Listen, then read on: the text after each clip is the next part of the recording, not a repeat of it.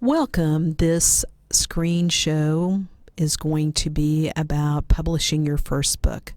It's a talk that I give in public, and I thought it would benefit those who would like to know more and have a voiceover describing my experiences as well as what I would recommend. This talk is specifically for new authors who are looking to publish their first book. And in publishing, I mean self-publishing. Well, let's get to it. Why would you self-publish a book? There's two main reasons that I see for myself as well as authors that I network with on why they would self-publish. The first one is a reason of wanting to get the material or the book or the manuscript, the short stories or whatever it is, out to an audience immediately. This could be because you have dated material that is very popular or has a big audience right now and you want to reach that audience quickly. Maybe you want to write a book that's a sideline of your current business and you want to get that out to people quickly so they can have it as a supplemental course material. Or maybe, like in my instance, I'm over 50 and I'm more interested in realizing my dream of having a book on the shelf, and I don't want to wait around for hearing back from a traditional publishing house. The second reason that I see authors wanting to self-publish is because they do not want any third party interfering with their voice. By voice, I mean how your book is written, the characters within the book, how your book cover is going to look, and maybe even the marketplace of where you're going to put the book out. I'm not going to go into a lot of bashing of self-publishing. It's really up to you if you want to self-publish or traditional publish. However, I do know several traditionally published authors who have been in the business for a long time who were treated rather poorly by their publishing house. And it does play into one of the reasons why I have no interest right now anyway of pursuing traditional publishing. This is a personal choice and it's really up to you. I think that it depends upon many factors, and a lot of that is why you're publishing or why you want this dream to happen. However, with self-publishing becomes a great responsibility, and these are some of the drawbacks to self-publishing. For example, the responsibility, everything you do is up to you 100%. If you are not a very good decision maker, you find it hard to make decisions. You don't like being the one in charge. You prefer just being told what to do or being assigned jobs to do. It's going to be harder for you to go the self-publishing path. It really is a mindset here. If you've ever been self-employed, which I have been self-employed at least 3 times, you understand what I'm talking about. You're going to be the one making decisions on where the money goes and what contracts you're going to sign or what publishing houses you're going to put your books out. The biggest thing for me is making decisions on where to spend my marketing money. Whatever it is, the responsibility is all up to you. And then that comes into money. How is your money going to be spent? And you will be spending money to promote books. Being self-published doesn't mean free. It doesn't mean you will have no cost. There will be costs incurred by self-publishing, and it will all be on your head. There will be no contracts where you get in advance like you might with a traditional publishing house. The other thing that's a big drawback to self-publishing is the time. It takes time to make success happen. It takes time to be self-employed, because a lot of times every task is just up to you and you're the only person doing it. If you've ever been self-employed, again, you know what I'm talking about. There's no real difference between this and being self-employed. But for people that are new to the idea of being self-employed, they may be surprised at how much time it takes to get all these tasks done.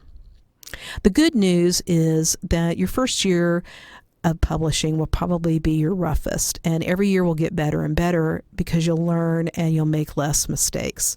We'll get into that as the screen slides go by. So going into the learning curve, this is the learning curve that I personally I'm experiencing right now. I'm in year 2 approximately starting. And the first year I found to be more about the mechanics of learning how do I format, get a book ready to go, how does it go into the marketplace, and how do I do all that mechanically. Versus the second year now has started, it's already starting for me, but is starting to become more about the marketing direction. How do I get the news out about my book? How do I tell people, well, this is my book and, this is where to find me? So that can be a job in itself, and you're going to find that. So the third year is where this all starts coming together, and you're at the top of the hill, and you're feeling like you're making some real achievements. But again, there'll just be another mountain to climb. But each mountain will be a little bit smaller and not as tough as the very first 3 years. Now, that's just my opinion because I'm still in the process of learning. However, that's been my experience so far and what I expect to happen based upon other businesses that I've owned. I'm going to talk a little bit about the writing process. I'm not going to talk a lot about it because I feel like that's a whole webinar, year-long process that we could all talk about. There's plenty of resources out there. I just want to hit some highlights, though, that can help you, that you might want to check out if you haven't already checked those out. One of those is writing groups. You can find those in person. There's several here in my town, but if there's not one, you can actually set one up, and online there's a couple articles about how to start your own writing group. In a writing group, what you do generally is you share something that you've written. Other people will critique it and give you feedback about what you've written. In my experience, it really depends on the group and the chemistry of the group and their knowledge and how well they can present feedback, how much you're going to get from it, and if you feel like you're going to fit in. So don't be afraid to go try one. I know it's kind of scary to go out there and read your work aloud. One good thing, though, for beginning authors, it will give you some experience in talking to people about your book, your concept, and reading things out loud. Because if you're picked up by a library or a bookstore, they may want you to do a special event. They may want you to talk to people about your book.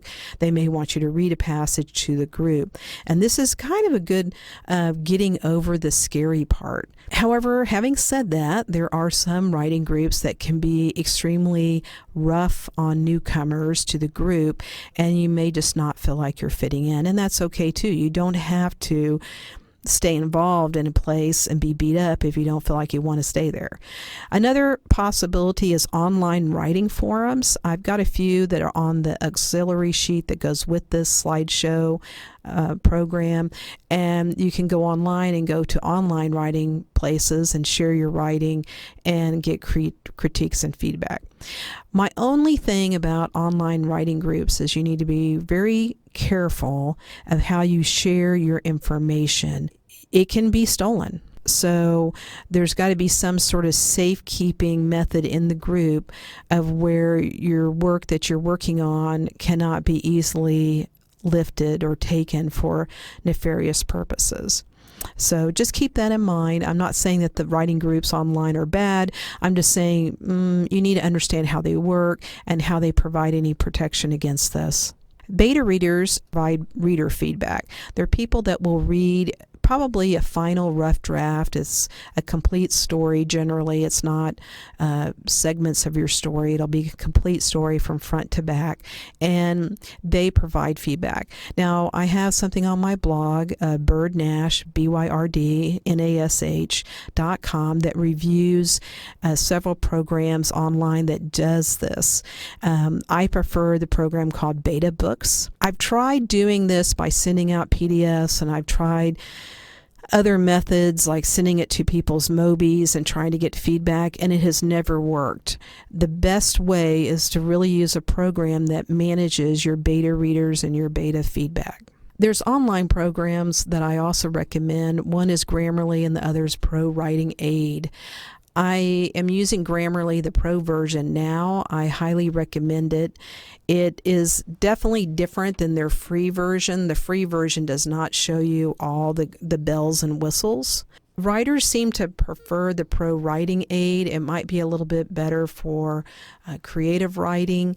And during the NaNoWriMo that's held in November, Pro Writing Aid usually runs a very good coupon. So if you participate in NaNoWriMo, take a look and keep a lookout for that upcoming coupon.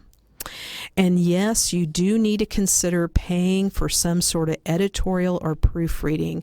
I'm not saying your mom, and I'm not saying your boyfriend or your high school teacher who always thought you should be a writer. You need to pay a professional who will look through your manuscript and who will provide feedback. Now, there's a lot of different levels of editorial review of manuscripts. I've got some of that in the auxiliary information. I'm not going to go into a lot of it here, but you can pay anything from $4 a page for someone who's doing a deep dive into your story construction and wants to talk to you about your concepts and your story, all the way down to $1 a page, which is just simply proofreading to make sure that you didn't use the wrong word or that you don't have a period where you need it. Now, let's move on to what most of this talk is going to be about. Most of this talk is going to be about marketing and preparing your book format that you are in the process of writing or you've already written and how to get it to market. The first thing you need to do is prep for your marketing. Even if you're not published yet or you're not ready to publish, prepping for your marketing is extremely important. I wish I had started prepping my marketing about a year before the book was actually out. And there's a lot of reasons why, and I'm going to go into some of that, but some of it surrounds about the social media and getting on social media and getting everything set up. For example, you need to have a name that you're going to be using across all your social media and your website.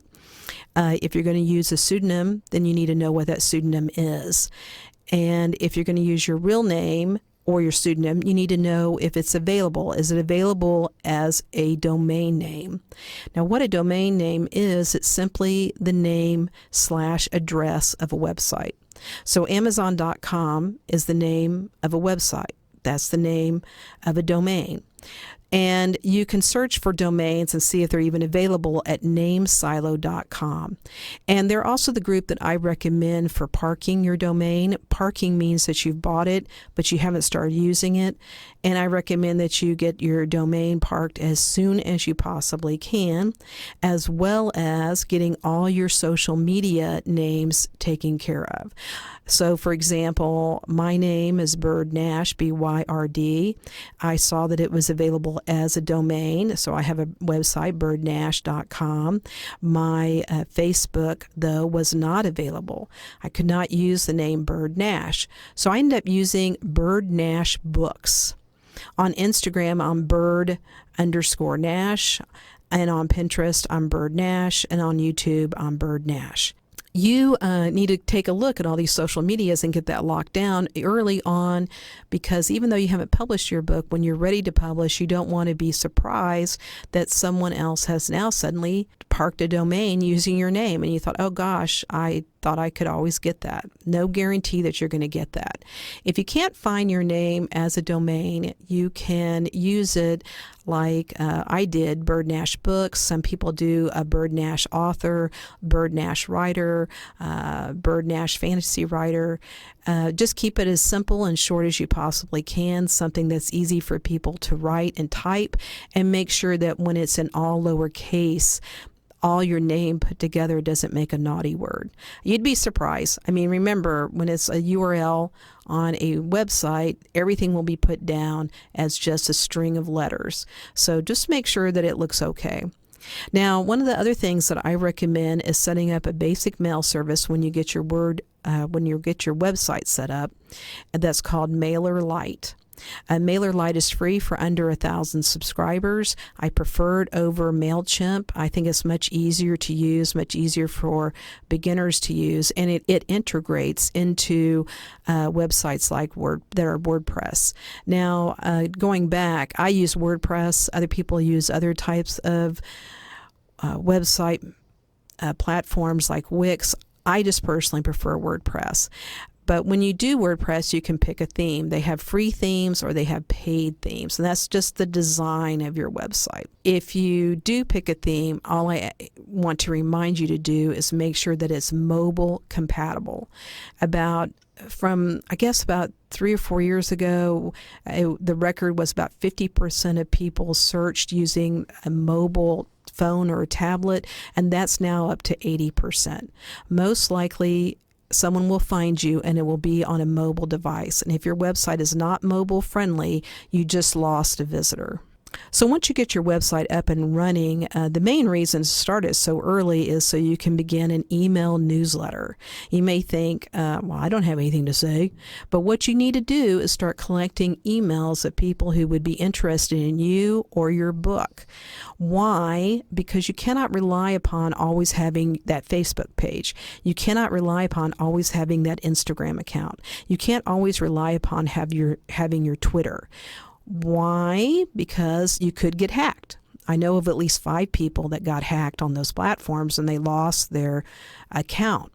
Another thing is your account can be frozen out. I've had at least twice where my Instagram account, which is my biggest social media at this point, my Instagram account didn't lock me out, but they were doing some sort of system upgrade and it got frozen for about 2 or 3 days, and it was right in the middle of a book launch.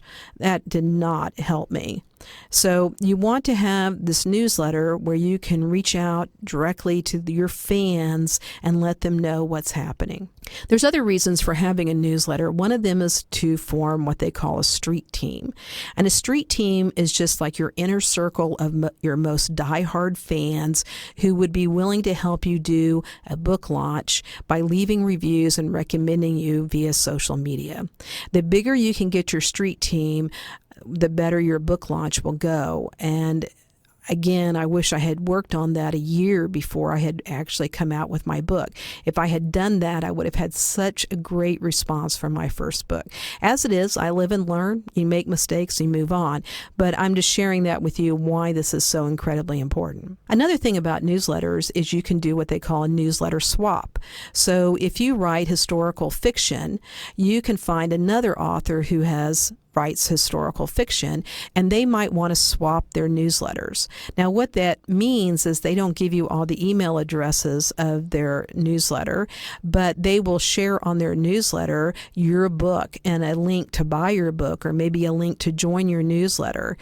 And then what they ask is on your newsletter, you do the same back. There's a couple of platforms that do these newsletter swaps. One of them is called BookFunnel, and the other one that I like to use is called Story Origin. Now, I do have 2 books I recommend that can give you more of a deep dive into understanding how this works. And the 2 that I have found that hold the most information for the money is the Newsletter Ninja and Reader Magnets. So go take a look at those books. They'll teach you a lot and get you going on how to do a newsletter. All right, let's start the other part of this, and that is getting your book ready to publish. There's a lot of technical things. Remember back in the beginning, I said that the first year was about the technical issues of publishing your book. Well, we're going to dive into that right now. The first thing before you publish is to file your copyright. If you're in the U.S., you can file via the copyright.gov/registration. You hop on there. All you need is a PDF and a description of your book, and you're ready to go. Why file for copyright? It does cost you some money, so why would you do that? Because in the U.S., when you start writing a book, you do have copyright protection just by writing the book. There's certain reasons for that. One of them, which should appeal to everyone out there that loves money, is that if you win in a court settlement about someone plagiarizing your book or stealing your book, then you can get higher settlements. And settlement is just basically the damages they pay once the court says that yes, indeed, they stole your book. I'm not saying that filing a copyright protection means that you will win in court. It just means that if you did win, you're going to probably get higher damages. There's been some confusion in some of the writer groups that I've gone to about copyright, and I'd like to clear that up. Copyright has, in the U.S., filing with the U.S., has two different price points. One of them is $35 and one of them is $55. No, you do not have to go through a third party and have them file your copyright. No, you do not have to go to an expensive lawyer that deals with intellectual property and get them to file your copyright. You can do it yourself. What you need is a PDF, and you need to go to this website, and you go in and you log in and you make an account, and then you file. The question is, how much money does it cost you? $35 if you're the only content contributor to the work. This would mean that you're loading up all of the stuff that's in the document is 100% yours. Now you just read a book, so you're thinking, well, of course it is, Bird. Everything in that is mine. Well, let's talk about that. Did you use a book cover designer? And I really hope you did. And I really hope you were nice enough inside your copyright page to contribute to give an attribution to your book cover designer. Well, right there, you've added a content contributor to your work. What if you added tables that were designed or developed through some sort of research, and you're showing the reader your research? Well, right there, you've got another content contributor. Let's say you were doing a memoir and you have pictures that some historical society has allowed you to use with attribution. Well, right there, you have a content contributor to your work.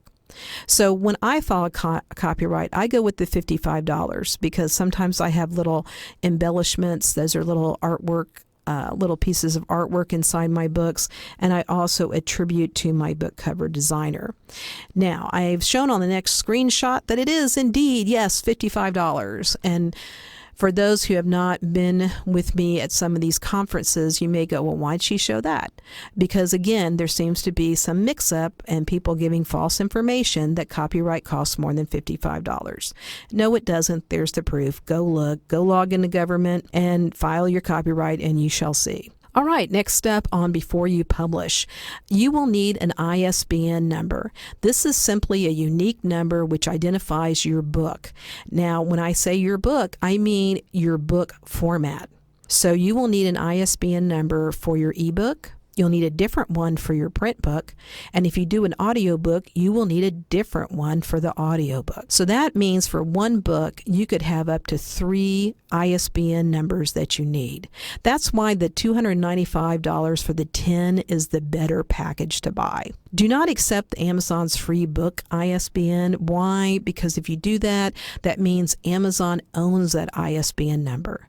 That's okay if you plan on only staying on Amazon, but what if you ever decide to move that ebook to another platform? You won't be able to keep that ISBN number, and thus you don't keep the identification number for your book, and it muddies the water and makes it very confusing to people, especially to readers. One last thing about the ISBN numbers.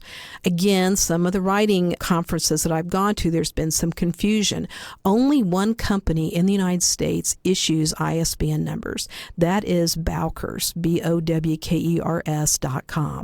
And if you buy a ISBN number from some other individual, that person probably bought a package of 10 and wants to unload some extras that they didn't bother using. That's okay, but do not believe the misinformation that's going on out there that some other company other than Bowkers is actually issuing these. Not happening, not true.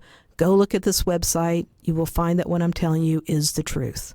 There's a lot of misinformation out there about these things, and that's one reason why I wanted to put this talk together, is for people to understand and to cut some of the crap. So, onward. ISBN number will go on the inside of your ebook on your copyright page. I have a little image there showing it. And underneath that is something called a Library of Congress control number. We're also going to discuss this. There's the ISBN on the back of the print book. This is actually generated by whoever the barcode is, not the number, but the barcode will be generated by whoever you print your book with. So if you're printing your book through Amazon, they will generate the barcode. You just need the number. And if you go through Ingram Spark, again, they just need the number. They will generate the barcode. Okay, next is a PCN number through the Library of Congress. This is only for printed books, and you can only submit it prior to your book being published. There's a website address right there for it. And one reason why to get this number is that it is very helpful if you're marketing to libraries and bookstores. It is free, no cost for that. So if you're going to do a print book, just make sure you get that number before you print the book. Because once you print it, if you're an indie author, which means an independently published, self-published author, it's extremely hard to get that number. All right, there's another number or information that you could use, and that's called a PCIP data. This is the information that libraries and bookstores use to categorize your book. And if you've ever used the old card catalog with the printed cards that were in the old wooden drawers, you've seen this. I'm going to show you one here in just a minute. These are some services, and I personally like the 5 rainbows, but all of them will do it. And the great thing is about them doing this and you buying it is once you buy the PCIP number, the company that you've used will file it with the national database that libraries and bookstores look at when they're deciding to buy a book. Here's a copy of a PCIP that I used on one of my books. And again, if you've ever used any sort of card catalog, this probably immediately looks very familiar to you. Let's go to another important aspect of getting your book ready to publish, and that is the book cover. And this should be one of your big marketing hurdles that you as a first-time author needs to put the most thought in. For example, a book cover is the #1 reason someone picks up a book, period. It's been proven through research. So if someone's in a bookstore, the book cover is the #1 reason why they pick it up. And if they're looking online at Amazon or Barnes & Noble or Apple Books, it's the thumbnail of your book cover that probably is the first thing they actually see. So this is why you need to put a lot of thought into it. I'm not trying to be mean to us authors, but from all the authors I've met and talked to, I can tell you just a rough guess. This is not scientific. Probably 95% of authors have 0 experience in graphic design. And then most authors have 0 experience in marketing. That's not true for everybody. It wasn't true for me. I do have experience in graphic design. I do have experience in marketing. However, even I do not design my book covers. So that shows you how much you need to really hire a professional.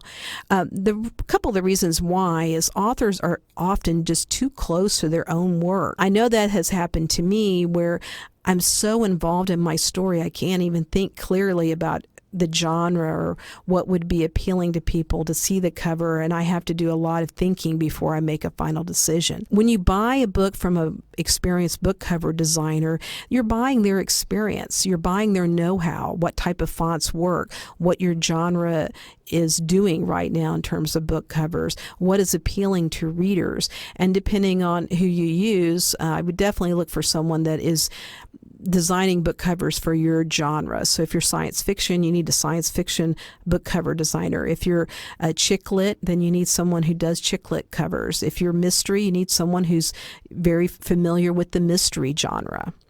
On a book cover design, you can expect to pay anywhere between $200 to $1,000. And I know everyone probably just there gasped and said, oh no, I'm going to go to the local college kid and he's going to design my book cover. Again, don't do that. Please don't do that. You're going to find out that a poor book cover directly results in no sales. So if you don't want to sell your book and if you don't want people picking it up, well, then do a DIY cover. The average cost, I think, is about $300 to $500. Some book cover designers offer a package deal where they'll do an ebook, a print book, an audio book, and social media artwork. And I haven't done that in the past, but I'm moving that to that because it just makes it easier. And it's really not that much more money to get the package deal. It's maybe like $50 to $100 more and you get the whole package deal, and it'll make it much easier for you to promote your book. And if you're an author who likes to write a whole series and publish the whole series at one go, then you might get a better deal with a book cover designer if you say, look, I want to buy a 4-package set all for the same series. Can you give me a break? Here's a couple of my covers. Just shows you a little bit how they look different and how they look in a thumbnail size. How do you find a book cover designer? Well, you can join some author Facebook groups, and these are great resources for many different reasons. They're usually a private group where authors are sharing information. Some of them are specific to a genre, so it might be mystery writers or it might be fantasy, science fiction writers. Usually they're open to all genres. They may have a specific theme, like I've joined a couple that are book cover critique groups. There's also some that will read your synopsis and give you feedback. There's another Facebook group I've joined that supposedly people will post about beta reading, that they need beta readers. So look on Facebook, find some groups, join them, wait for a while, see what they're all about, and see if you fit in. You can also search the internet. Book cover designers will have websites. If they're any good, they have a website. If they don't have a website, that is a red flag right there. Research your genre. What book catches your eye? Who was the artist of that cover? And is that book selling? You don't want book covers that are not highly ranked on Amazon. You're looking for the best sellers in your genre. So if you're looking for thrillers, you're looking for people that are ranking very high in thrillers. So you can look at their books in thumbnails and full-size covers and see how they're looking. They often have, each genre often has its own color scheme. Like right now, science fiction is very popular with blue colors. So, you keep an eye out for that. Research your artists. What books are in their portfolio? And they should have their portfolio publicly listed. If they do not have their portfolio up on their website or up on their Facebook page, that is another red flag. And make sure your artist has real experience. I've run into this, and I made the goof up of being conned by someone who had put up some mock book covers, and I thought they had done real book covers, and it turned out they had absolutely no book cover experience, and it caused me a lot of heartburn and a lot of financial problems. So make sure that they have real experience and that these books are actually out there with their covers and that they did the cover. Moving into your marketing plan. You may have thought all this other stuff that I talked about was your marketing plan. That's just the foundation of the house, my friend. So these are just things that you have to get done on probably every book. But never fear, it does get easier. It becomes a checklist of boom, boom, boom, boom, boom. So we're going to move into some brief marketing information that I'd like to share with you. Before you start a marketing plan, ask yourself first, why do you want to self-publish? Because that determines a lot of things. For example, what format do you want your book published in? Are you going to do an ebook, a paperback, an audiobook, all three of those? That determines some things about your marketing plan. Where are you going to distribute your book? Are you going to go exclusive only to Amazon, or are you going to go what they call go wide, where you're putting your book out on Barnes & Noble, Kobo, Apple Books, Google Play, and Amazon? Would you need someone to format your book?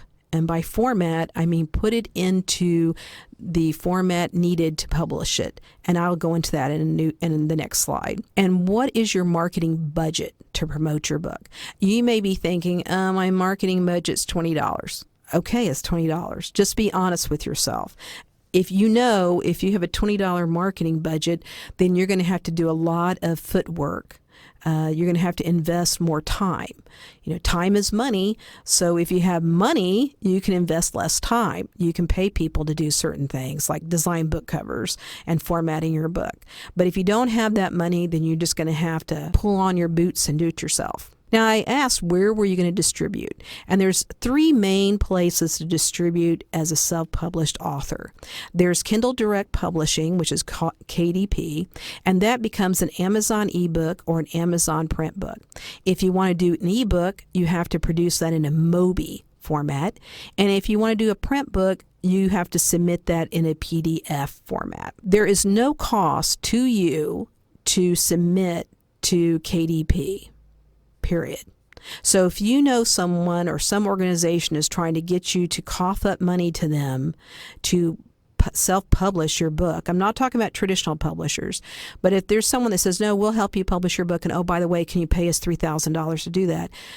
Run, run, run. They're not a real organization. You can go to Kindle Direct Publishing. You can do it all yourself, and you have it up. Why would you pay anybody? That's silly. Ingram Spark is the preferred wholesale option for bookstores and libraries, and also for Barnes & Noble. And they have a print book format that they requested in a PDF. Drafted Digital is the ebook distributor that's off the Amazon platform. So if you want an ebook to go to Barnes & Noble, if you want an ebook to go to Apple Books, you would pick Drafted Digital. And you submit that in an EPUB format.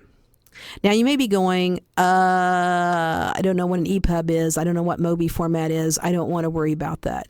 If you don't want to worry about it, you can pay someone to format your book. There's lots of organizations out there, and if you join some of those private Facebook groups, they'll have recommendations for you. So you don't, and you always want to look for recommendations or testimonials and make sure that those are real testimonials before you hand over your book for formatting. I personally use Scrivener, and Scrivener you can export out to any of those. You can export out to Mobi, EPUB, and to PDF, and you can make a template where you're always, like I have a template for Amazon in Scrivener, so I know that, well, when I'm ready to format, I just format to my Amazon template, and then I have it. Before formatting your book, record yourself reading it out loud. You can do that via your computer. And then proof your book by listening to the audio and reading the text. And you'll often catch a lot more typos than that. I didn't do that with my first book until I decided to make it into an audio book. And then when I went back, I went, oh gosh, now I'm catching so much stuff.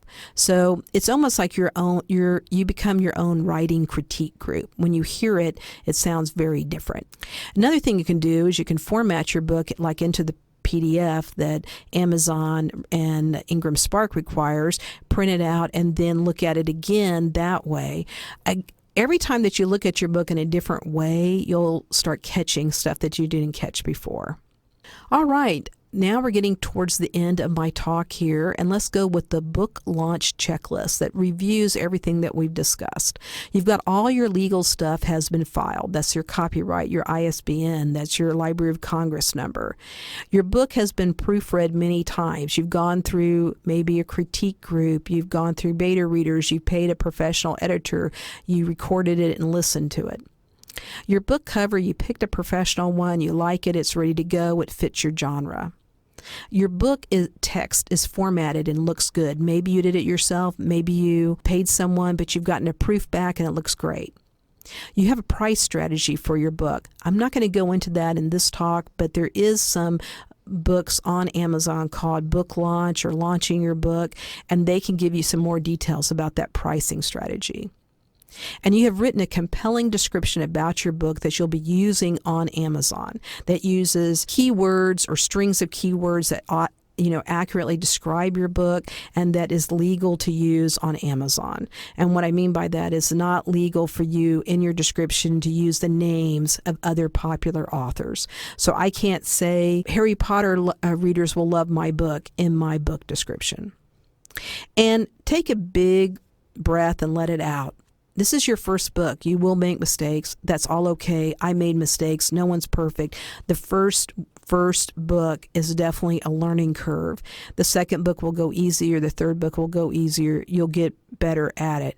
It's a new thing. Give yourself some slack. Here's the top 10 mistakes I see that new authors make. Underestimating typos and grammatical errors. You may have thought you caught them all. I thought many times that I caught them all, but they are like dandelions and they're going to come back. So again, the more eyes you can have on the manuscript, the better chance you have of getting rid of them. The great thing about printing nowadays is printing is done by what they call print on demand, which means your book will not be printed until someone requests your book, someone buys your book. So you can go back, fix the typos, and then reissue the book. You upload the book change to Amazon or Ingram Spark, and the next edition will have those fixed. Another mistake I see, and I was a victim of this one, was thinking that I will build it and people will come. It simply will not happen.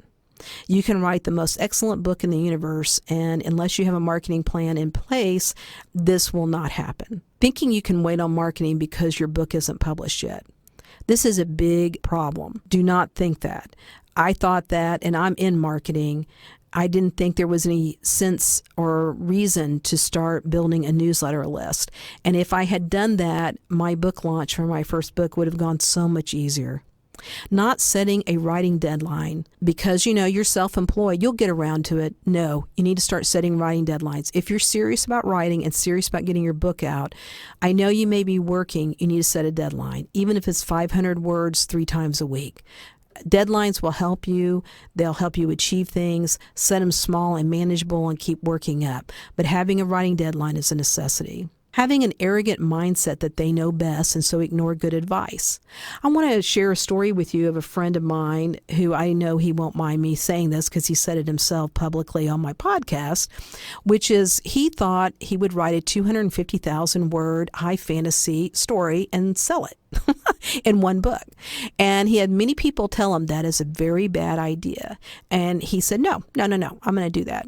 Well, he did it and then quickly discovered it was a very bad idea. There's a lot. So the thing is when you're getting a lot of the same advice from people in the know, there's a reason why you're getting that advice. You need to listen to it. So the rest of the top mistakes that I see authors make. Not understanding what readers in their genre want.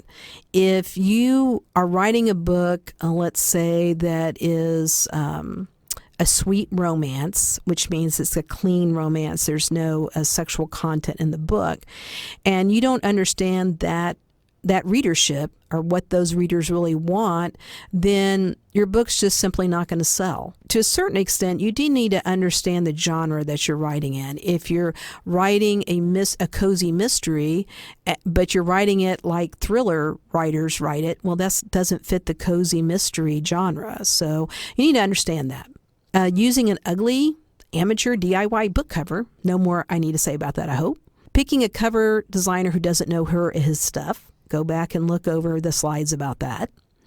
Not researching your book cover of others that have published in their genre. I've been guilty of that too. I thought that I could go really different with my book cover. Well, that doesn't work. You really need, to a certain extent, to know what's happening in your genre. And underestimating the money and time needed to promote their book. You cannot promote a book with a zero budget unless you're going to go to the flea market every day and sell the book on the side of the street. It's simply not going to work that way. Yes, you can publish to Amazon for free, but how are you going to promote the book? How are you going to reach out? Are you going to make bookmarks? Are you going to send out emails or go contact libraries or bookstores? Are you going to go do writer events or conventions? What are you going to do to market that book? It will either cost time or money or both, and usually it's both. Well, thank you for being with me on this talk about how to self-publish your first book. Some of this information you may have known, some of it may be new to you. This is really designed for those people interested in self-publishing. And if you've already self-published, you may find some of these steps you forgot to do or you didn't know they even existed. So I really hope it provides you some great information that you can take and use yourself. This will be one in a series of slideshows and with some voiceovers, maybe some more videos coming to my website to help other authors get a leg up on some of the basics of getting your book self-published. Well, this is Bird Nash, and I hope you enjoyed this. If you have any questions, you can always email me at author@birdnash.com, BYRDNASH.